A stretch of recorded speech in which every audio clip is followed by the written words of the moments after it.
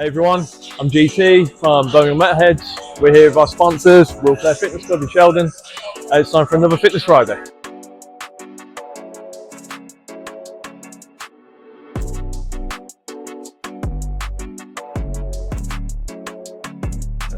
We're going to talk a little bit about recovery today.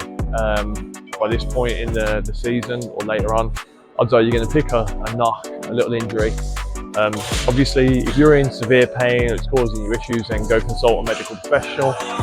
If you've just got like a little ache or a knock, and you're thinking about how can I train through this, then this one's for you. You might have heard of something called RICE, that's rest, ice, compression, elevation. Like probably everybody's heard of that, or at least some part of it. And this was brought up by a guy called Dr. Gabe Merkin in the 70s. But what a lot of people don't know actually is that just over a decade ago, he actually took it back, saying because there's not enough evidence that especially icing or rest is best for you. And in fact, some elements of it may even be delaying your recovery.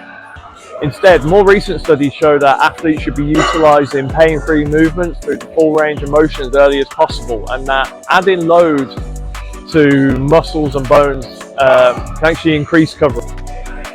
In short, that means that when the pain is subsidised, get back to working out.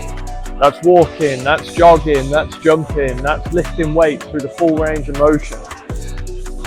One of the biggest things that will put people off their recovery is fear of recovery. I always say, it's okay to get injured, it's not okay to stay injured.